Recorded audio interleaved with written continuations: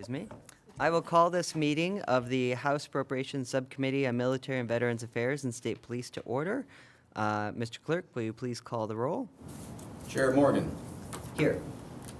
Representative Wilson. Representative Braybeck. Here. Representative Morse. Here. Vice Chair Cavett. Here. Representative Screen. Present. Slaw. Here. Chair, you have a quorum. Great, thank you. Rep. Brayback moves to excuse absent members without objection, so ordered. To you. I just wanted to object. He's a little salty. Oh, no. Troublemaker. Okay, assuming that's not a real objection. Asterisk that. All right, there we go. Rep. Slaw moves to approve the minutes from April You 18th, can't object now. 2023, without objection, so ordered. All right. Welcome, everyone, for our first meeting of the year. I'm pleased to have everyone who's here. We will jump right into things today. We will have our folks from the House Fiscal Agency, Michael and Marcus, present the executive budget recommendation to us, starting with Michael. And I would use his last name, but I keep forgetting how to pronounce it properly, so my apologies. Good morning, Chair, Representatives. I'm Michael Knassen from House Fiscal Agency, and I'm going to be starting with the Department of Military and Veterans Affairs. There should be a full House Fiscal summary there that includes the year-to-date numbers with the executive change and columns on the right. There's also our one-page summary, but I'm going to be presenting from the full summary. So, starting at the table at the top, we see that the gross department budget went from $248 million up to $267 million. That's an $18.7 million increase.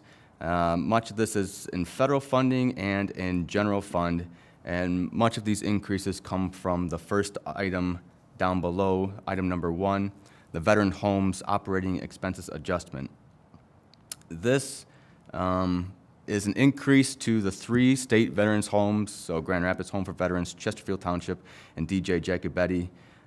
You can see the increases per home in the bullets at the bottom, 9.7 for Grand Rapids, $5 million for Chesterfield, and $1.6 million for Jacobetti. These increases are reflecting increased costs to the homes related to staffing, both state employee staffing. A pay increase was approved for them, as well as contracted nursing and healthcare expenses in general, medical supplies, and utilities. So total, it'll be a $16.4 million increase for all 3 homes together. And that includes $7.2 million in federal related to Medicaid and funding from the VA, VHA per diem payments, but also $10.2 million in general fund. Item number 2 is similar, but this is the administrative arm of the Michigan Veterans Home. So it's recommended that they receive $941,900 general fund increase to cover increased costs related to Auditor General service fees, which is about $170,000, I believe, for them. DT&B accounting services, no, I'm sorry, it's $170 for accounting services, and increased costs for medical billings, telecommunications, and other services. Item number 3, to be clear, this is it continues a $10 million one-time appropriation from fiscal year 24. So in fiscal year 24, they received a one-time appropriation, and they're receiving it again, recommended to be receiving it again in fiscal year 25. So that would be $0 change for $10 million in 25. And this is to continue with the same purpose as the fiscal year 24 appropriation, with specifications for certain projects. But overall, the main project is to shift the runway at Selfridge, help attract new aircraft flying missions there.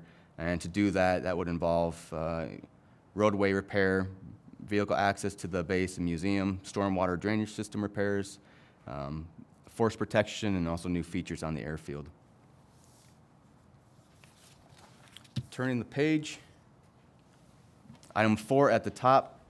This was also a one-time appropriation in fiscal year 24 for $2 million. Recommended fiscal year 25 recommendation is to continue it, but at $1.5 million, so that is a $500,000 decrease from last year. This is the pilot program that would award grants to nonprofit organizations to that provide housing or housing support to veterans and their families. Next item, number 5, is military retirement, $1.4 million. This is kind of a standard annual adjustment according to actuarial evaluations of what is required for military retirement. Number 6, National Guard Soldier Referral Program. There you see there's a $0 change, but this reflects a $300,000 transfer from the Michigan National Guard Tuition Assistance Fund. They would use $300,000 from that fund to support what they call a Joint Enlistment Enhancement Program, which basically offers $1,000 referral bonuses to people that refer people to the National Guard.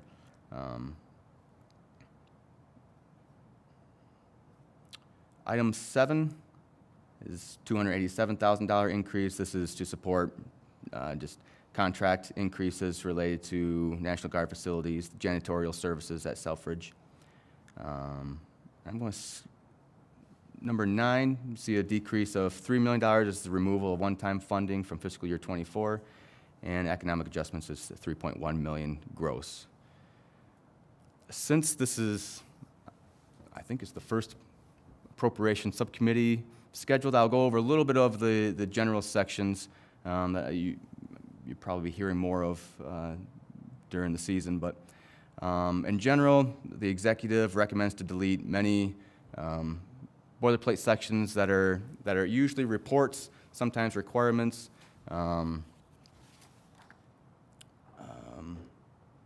I will,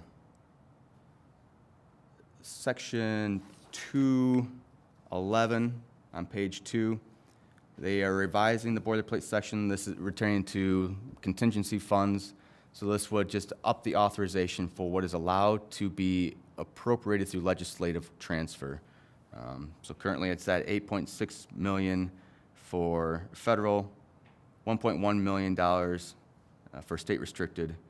They would increase the federal to $12 million and $3 million for state restricted. This would just be to increase what's allowed to be legislatively transferred in.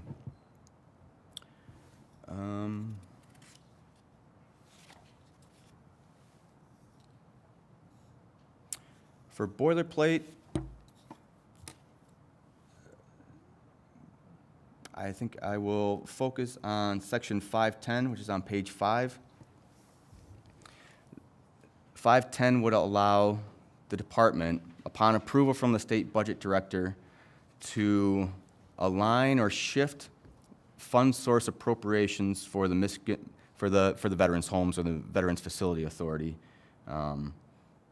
Since it's a mix of state restricted. Which line is that? 510 on. Above 502.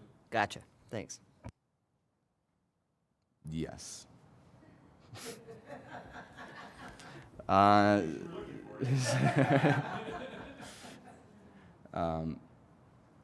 So this would, the veterans' homes receive a mix of state restricted and federal funding, all appropriated in anticipation of what they expect to receive in the future, in the future fiscal year.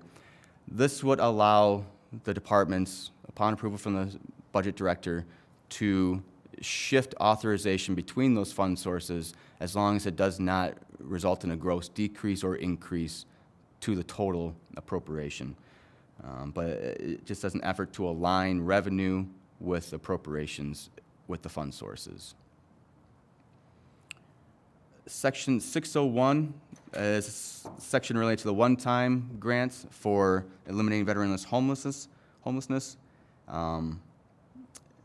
Since that appropriation is being obtained. They keep the boilerplate with revision of eliminating the specification that each grant would be $150,000, and also they eliminate the prohibition of more than one grant per nonprofit organization. And it also eliminates the work project designation, which would allow the funds to carry forward. In the executive recommended budget, there's also a supplemental recommendation for fiscal year '24.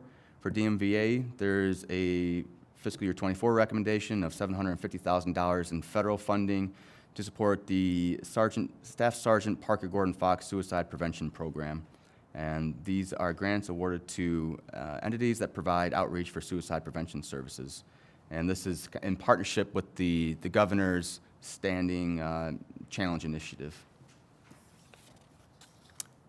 And finally, this is something that you'll see in all the department budgets coming up.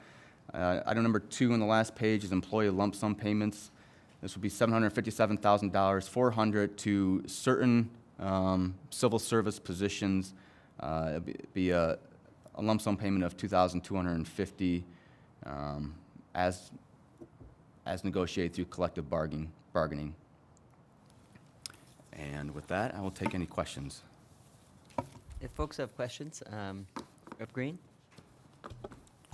Thank you, Mr. Chair. Thank you, Mike.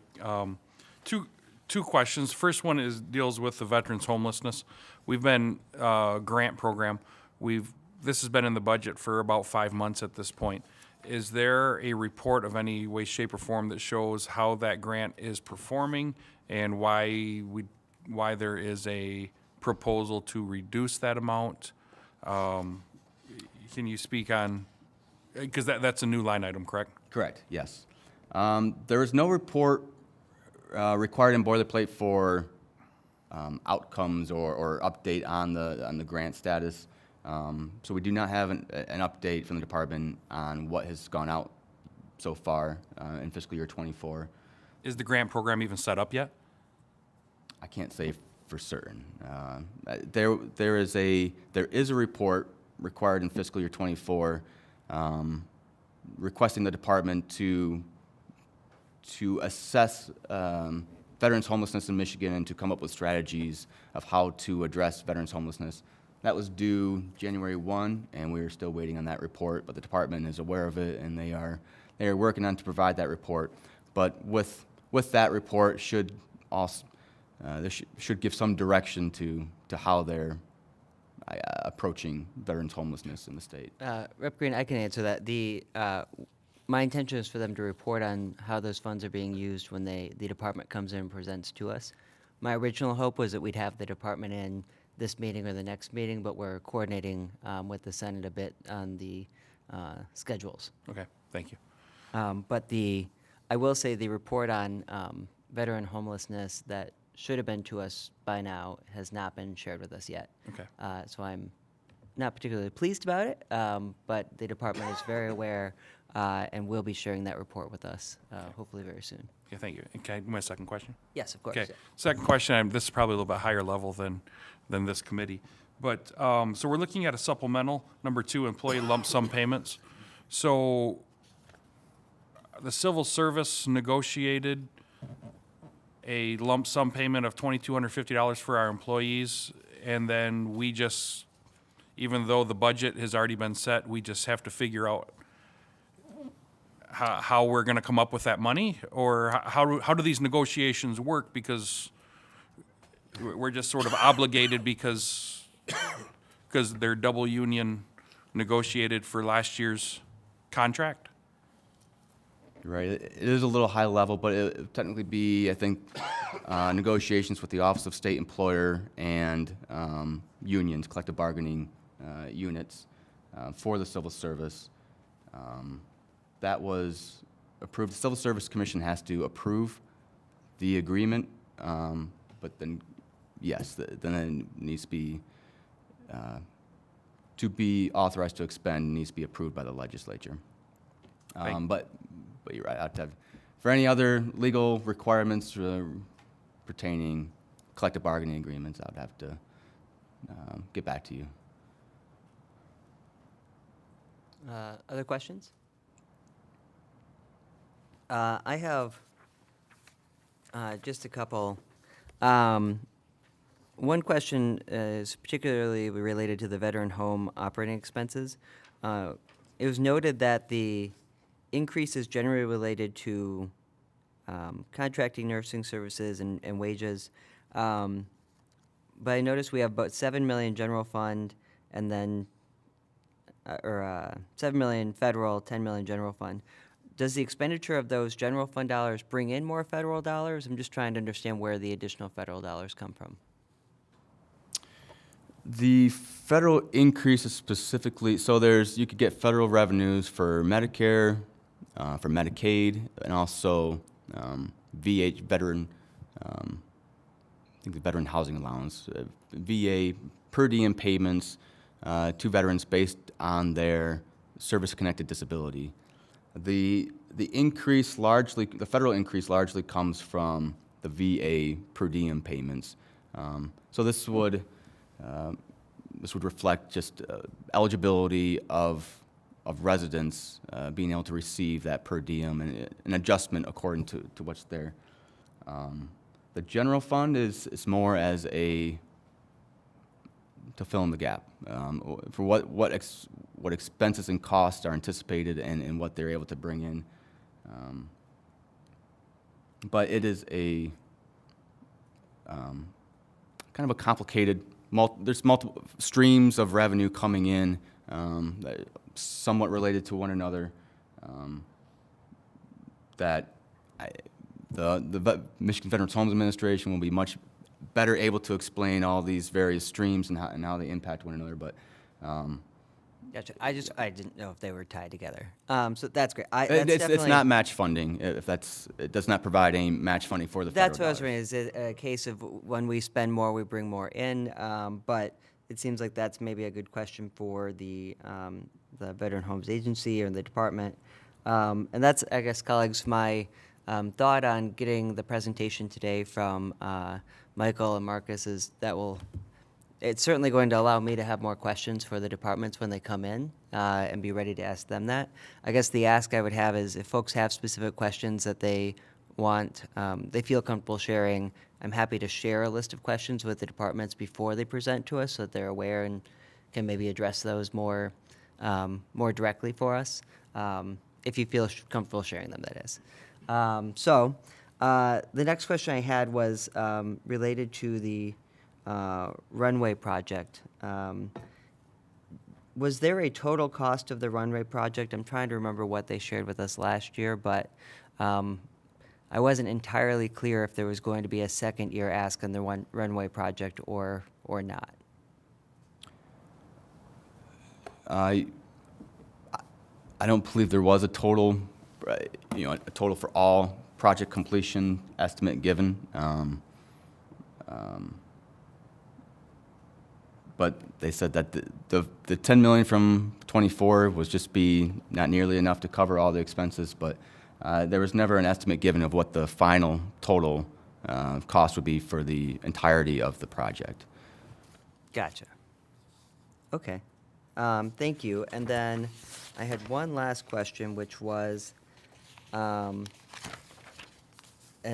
it's maybe you understand this, maybe you don't. The Section 510 and boilerplate that you mentioned, trying to understand exactly what that is saying. Can you help me understand that more simply? What is that trying to do? Just allow the department to move funds around if they are not higher or lower in budget? It's kind of related to that mix of revenue streams that I mentioned earlier between the 3 federal and there's 2 state restricted. So that what is appropriated in the bill is appropriated according to what they estimate they'll receive in Medicaid or Medicare reimbursements or VA per diem reimbursements. Sometimes that estimate is wrong. Sometimes they're low on one revenue stream and high in the other. So this would allow them to align the authorization with the revenue that they actually have, but it would prohibit them from increasing the gross total for any individual veteran's home or facility. So it would just allow them to switch around authorizations for different revenues according to the revenues that they actually receive by fund source. Okay, understood. Thank you. Any other questions? Epsala? So just to follow up on that, it says that it's a quarterly reported information to us, the legislature. Do we have any concerns or doubts? I mean, obviously, we've already got some reports that are not from the end of the year that are not here yet. Are we concerned about getting the information and actually seeing what's transpiring? As a fiscal analyst, I would say not all reports are always submitted in time. So that could reasonably be a concern otherwise, but there are a lot of reports that do come in on time too. But in the reporting would also, I think this is something that would, the boilerplate would provide them a tool that they can use in certain circumstances, and I think it usually would occur later in the year, third and fourth quarter. So it would be based on what activity they do according to the boilerplate. But I would expect that most of that activity would come near the end of the year when revenues are kind of reaching their authorization levels. Gotcha. Okay. If that concludes questions, thank you very much, and we can move on to Michigan State Police.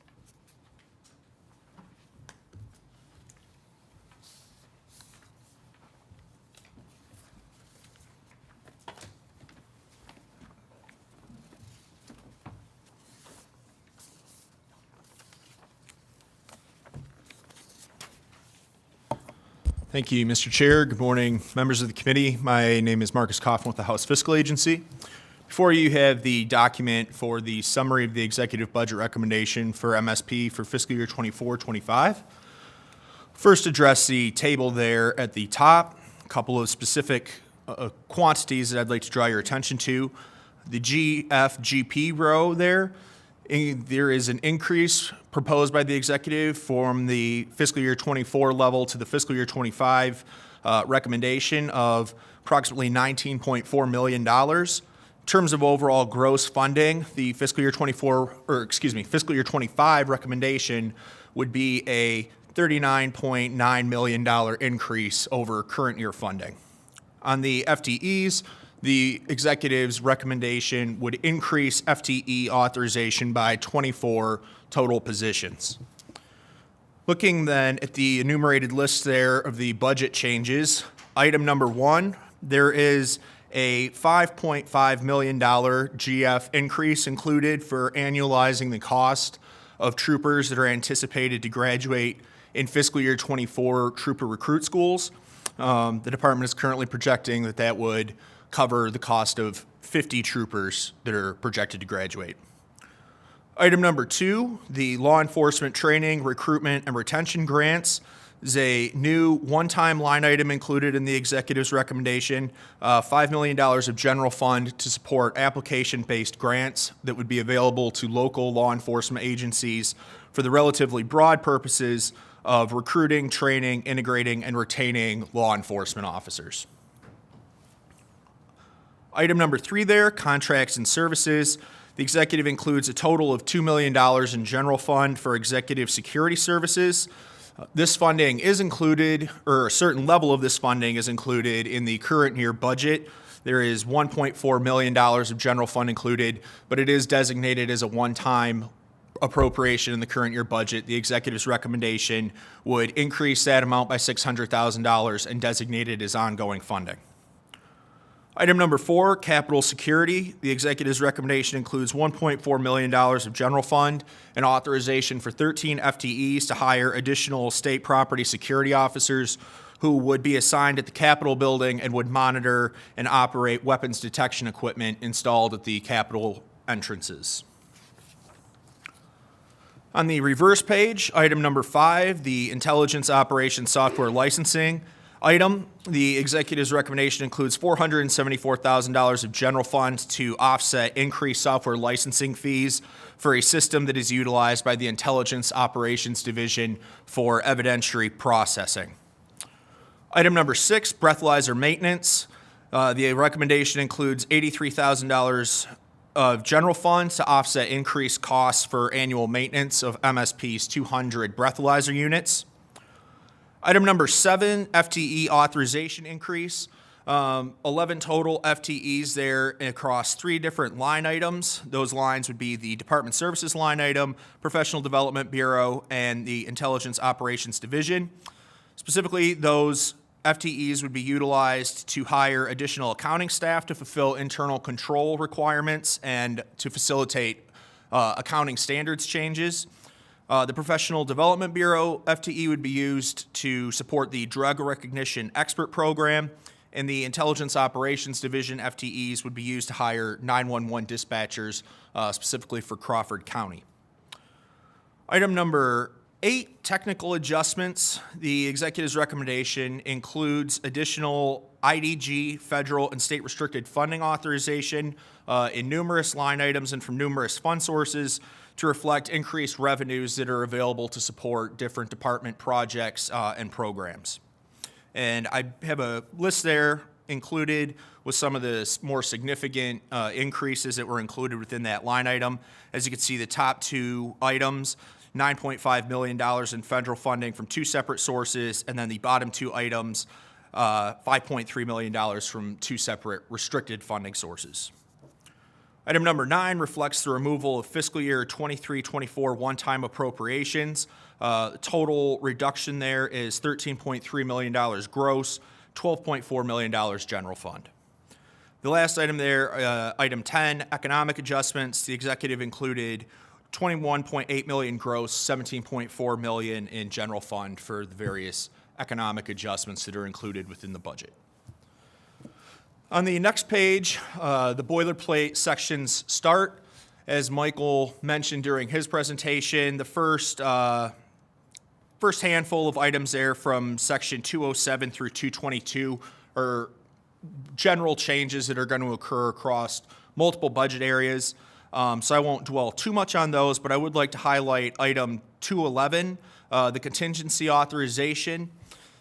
As I think Michael already kind of touched on this point, but within the MSP budget, the executive would revise the language that's currently in there for contingency authorization transfers to allow for up to $1 million in private and $200,000 $1 million of local and $200,000 of private contingency authorization. On some of the MSP specific pieces, I'd like to draw your attention to section 226, the post-closure or consolidation. This would require MSP to notify listed recipients when it recommends to close or consolidate a state police post. That language is deleted under the executive's recommendation. Section 227, the privatization projects, would also be deleted, and that section requires MSP to report when they plan to privatize and also requires an evaluation of any proposed privatization. Section 223 and 234, 233 and 234 were also deleted. Those pertain to data privacy and officer evaluation criteria. Turning to the next page, just kind of a broad commentary on multiple of these sections. On this page, the majority of these sections either establish benchmarks for department staffing or department activities or require reporting. So the executive revised many of these sections to remove benchmark language or to remove reporting language. Turning to page 5 of the document, section 704 on emergency management, homeland security. This is a large section that outlines a lot of the department's powers with respect to emergencies and disasters, responding to them, and the funding that is available for that response. I'd like to draw your attention. The executive deletes items 8 and 9 within that summary. So the items that would be deleted are reporting on disaster and emergency contingency fund expenditures, and then MSP's biannual assessment of critical infrastructure vulnerabilities. On the 800 sections, sections 801, 802, 803, 804, and 805, the deletions are all removing language that is in the current year budget for one-time appropriations. Since the executive removed the funding for those items, they also removed the language. Would like to draw your attention to the new section 801 that is included within the executive's recommendation. That language pertains to the law enforcement training, recruitment, and retention grants that I mentioned, and just outlines the purposes that can be used for. Again, that was recruiting, training, integrating, and retaining licensed law enforcement officers, and would also limit an individual grant award to a specific entity to $500,000. At the bottom of that page, supplemental recommendations for fiscal year 24. There is a $10 million general fund amount included for deposit into the Disaster and Emergency Contingency Fund, which supports response and recovery activities and financial assistance to local units when there is a state-declared disaster or emergency. Just as a side note, the department does anticipate that there will be a lot of payments from the balance that is currently in this fund in the current fiscal year, so they're anticipating that they'll need this funding to replenish that fund. Item number 2 is the employee lump sum payments that Michael touched on. For the state police budget, it would total $5.2 million in general fund. And then lastly, the Hazard Mitigation Assistance Loan Program. Executive includes $500,000 of general fund to provide required state match in order to draw down federal safeguarding tomorrow through ongoing Risk Mitigation Act, the STORM Act grant. That funding would be utilized to establish a revolving loan fund that would be available to local governments to assist with mitigating and reducing risks from natural disasters. And with that, Mr. Chairman, I'd be happy to answer any questions that the committee has. Great, thank you so much. Questions? Rep. Green. Again, thank you, Mr. Chair. Line item 1, and then looking back to line item 9, juxtaposing those two. So in 23-24, we had a trooper recruit school at $4.8 million. And that was one-time funding. So then it's coming back in as one-time funding for 23-24 for 5.5. Is my brain correct there? So it's a little different. The total amount that was included in fiscal year 24 for trooper recruit schools was actually higher. I want to say it was in the vicinity of $9 to $10 million, somewhere around there. So there's a one-time component, and then there's also an ongoing component built into the budget, in the current year budget. So the one-time component is for the training and outfitting costs that are one-time in nature, and then the component that is ongoing is going to be their salaries, their ITUs, things like that are going to be incurred on an ongoing basis.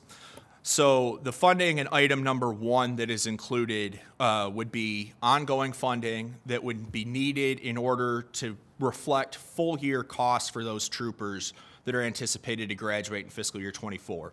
So that ongoing portion that is included in the fiscal year 24 budget for the trooper recruit school, because they're not going to be on the department's payroll for a full year, that's only reflecting partial year costs. So this is the amount that would be needed to make that for the full year for all the troopers that are anticipated to graduate. So we're at $10,900 per, $10,950 per recruit. So the actual amount that would be needed there, I mean, 5.4. somewhere around there. But the total cost of training a recruit is actually significantly higher. It's in the vicinity of like $190,000 per trooper, I believe is what the department indicated. So this, would be what would be necessary in order to just annualize those total costs, what's needed in addition to what's already in the budget. Okay, thank you. Is a quick question to follow up on that. Is there a reason that isn't just baked in once we've approved the troopers? I mean, if we don't provide the annualized funding, what happens? Presumably the department would be in a bit of a bind and they would have to find the funding from somewhere else that's already within their budget. I don't have a great explanation for why it's structured this way. All I can say is this is how it has been from an accounting perspective. This is how it's been done for some time. And like I said, I think the main reason is because the full year costs aren't needed. They typically conduct a trooper recruit school on something like a January and June or July basis. So they don't want to put in full year costs for a trooper that's going to come online in June, you know. So that's just, like I said, historically how it's been accommodated.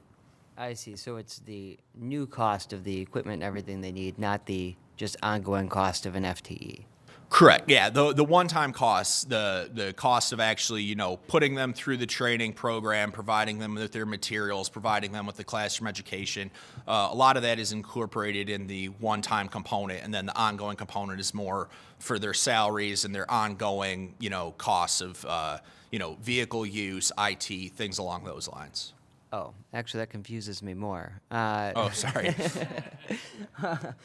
So once we have a trooper trained and we employ them, wouldn't they just be considered an FTE? And Correct.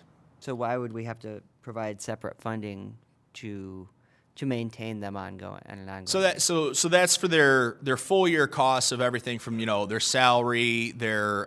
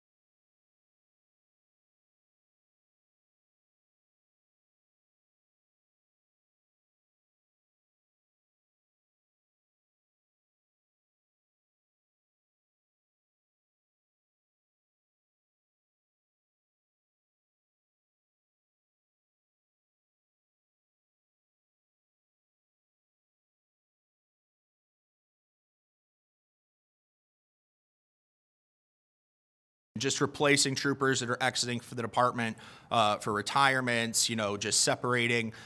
So those costs, you know, those are already baked into the budget. So the department does draw on those to conduct attrition schools. This funding in particular was for a 50-person school that would theoretically add 50 troopers on top of what the department already has. So this funding was for 50 brand new positions that were not in the department's budget historically. Okay. Rep. Brayback? Thanks so much, Chair. Thank you. Appreciate you being here, Marcus. I had a question about item 9, and under it, there's a line item for 1.2 million for gun violence prevention, and then looking at the 800 section, but I don't see any language around that. Can you give us more details about what that deletion is? Sure. So the gun violence prevention program was to establish forensic testing mobile units that could go out into the field and process ballistics evidence at crime scenes. So in the fiscal year 24 budget, kind of like with the trooper recruit school, there was an ongoing component and a one-time component included. So the ongoing component was where things like salaries and the ongoing costs of the individuals that would staff that unit were contained. This one-time component was for initial upfront equipment costs. So the department had to purchase vehicles and, you know, laboratory equipment and different technology in order to get those units up and running. So that's what's being removed via the one-time line item before you in item number 9. Do you know the number for the ongoing? I can get that That'd to be great. you. Yeah, I have Okay. it, but Thank you. just not I in front of appreciate me. Yep. Thank you, Chair. Great. Rep. Salah? Thank you, Chair. In number 7 on page 2, it says that part of the funds are going to be used to hire 911 dispatchers for Crawford County. Why are we doing something for Crawford County that we aren't doing for everybody else? So MSP handles dispatching duties for Crawford County. I would have to dig in a little bit more into the history of how that works and what the exact agreement is there. But their 911 calls go through the MSP public service or public safety answering point. Interesting question. Rep. Green? Thank you again. Not line item, but section 2. Law enforcement training, recruitment, retention grants. $5 million to support application-based grants available to local law enforcement agencies for the purpose of recruiting, training, integrating. So Michigan State Police, I'm just trying to get this in my brain. Michigan State Police is going to give a grant to the local law enforcement to recruit their own local law enforcement. Correct. Okay, so number one, why is that not in local gov? Why is that in Michigan State Police? And then number two is, my understanding is the Michigan State Police is competing for these exact same recruits. So why are you, that just seems very, in my brain, it's going in circles, and that's not good for my brain. Sure. So to address kind of those things one at a time. In terms of the funding, this was an executive proposal, so I would defer to them as to why they chose to put it within MSP rather than putting it in a separate budget. I will say that there have historically been funds that have gone to other law enforcement entities through the state police budget. Specifically, the one that's coming to mind was 2022 PA 166 included funding for retention and for grants essentially to trainees that were going through law enforcement programs to defer tuition costs and things of that nature. So I think recruiting generally has been a concern in law enforcement. So historically, there have been funds that have gone through the MSP budget, largely one-time funds for programs like that. In terms of, competing for recruits, I would defer to MSP as to, their specific strategy and how they recruit and how that differs and, from local training and how the types of recruits that they're targeting. I will say the MSP training is typically longer and more intensive than other types of law enforcement training, so I don't know, to what degree that impacts the situation. But again, I would have to defer to them as to their strategy in terms of the types of recruits that they're targeting. Okay, Rep. Brayback, and then back to Slaw. Thank you. I'm sorry, I have another question. So looking at section 704, and this may be a better question for the department, so you can just tell me that. Section 704, and then underneath with the supplemental number 1 and number 3, are these tied to working with Eagle? Are these, I'm confused as to why we're talking about disaster response. Because I read that as environmental impacts, and so maybe I'm just mischaracterizing that. So I don't think that any of these items really involve cooperation with Eagle. The director of state police is designated as the state's top emergency management official. So the Emergency Management Homeland Security Division within MSP is largely responsible for responding to disasters, coordinating the state's response. So I think that's why a lot of this funding is included in there. Back to item 3 within the supplemental, that's another one that's a brand new item. And as I mentioned, that's a federal program. Again, I think it largely was probably, and this is pure speculation on my part because again, this was the state budget office that made this decision, but I think it was probably put within the MSP budget because of those emergency management functions.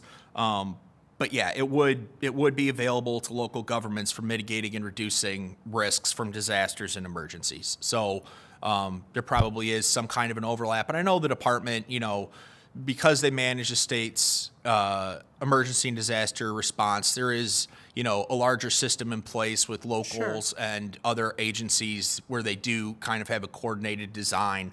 But the funding itself, I don't think there's much cooperation with Eagle on this specifically. It's interesting. Okay, thanks. Thanks, Chair. Rep. Slaw? So, as part of your supplemental, number 1, on page 5, as you were going through that, what I thought I heard you say, so I just may have not really heard what you said, but is that there's plans to use the existing dollars that we have already allocated for this, and that's why we need to put this more into it.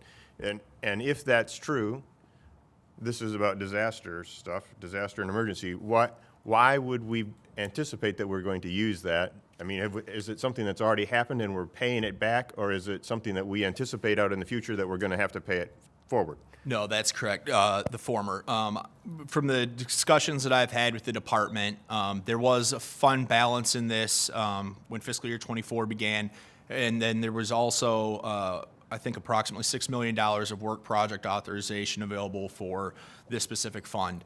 The way that the department communicated it to me, there was historically past couple fiscal years, flooding in southeast Michigan, the Metro Detroit area, the Upper Peninsula, and then also wind damage from several storms. Because of the way that FEMA, the federal program, reimbursements work, locals have been trying to go through that process to receive reimbursements, but the department has come to the understanding that a lot of those claims are going to be denied, but the locals will meet the eligibility requirements to receive funding from the Disaster and Emergency Contingency Fund. So they're anticipating that once those federal denials come in, they will have liabilities from this fund for those claims, and then that will deplete the balance of the fund. Sorry, I feel like I'm dominating here, but a different question. That was a great answer, thank you. In page number 1, number 3, contracts and services, just which executives do we have that protection for? It's for the Secretary of State and the Attorney General, is my understanding. Okay, thank you.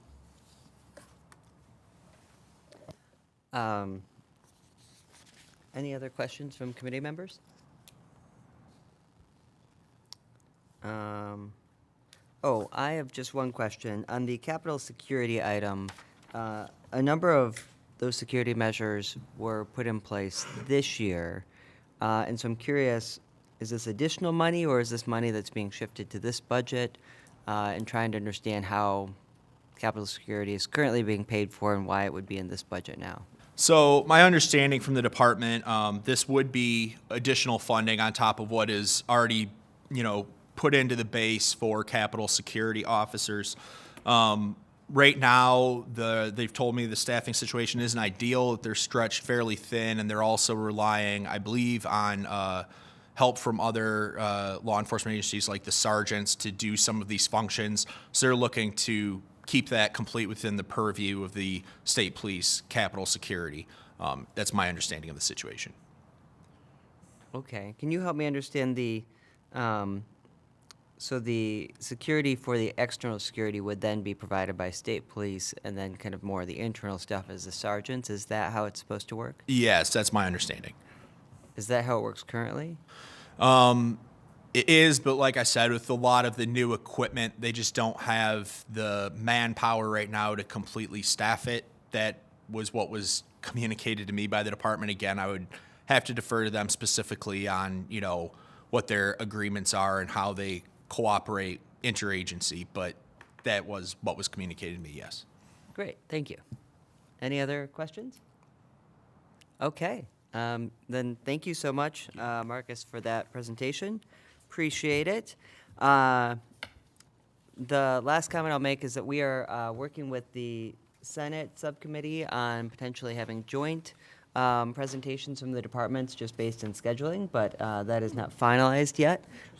So I will keep you posted in the next couple days around next week and whether we are meeting or not, but appreciate everyone being here. And again, if anyone has follow-up questions for the departments or questions you want to get ahead of for when the departments come talk to us, please feel free to share them with me directly, and I can put those together to make sure that we're sending them to them in advance if you would like to. Totally optional. With that, there being no further business for the subcommittee, the subcommittee. We did that. Yes. So there being no further business for the subcommittee is adjourned.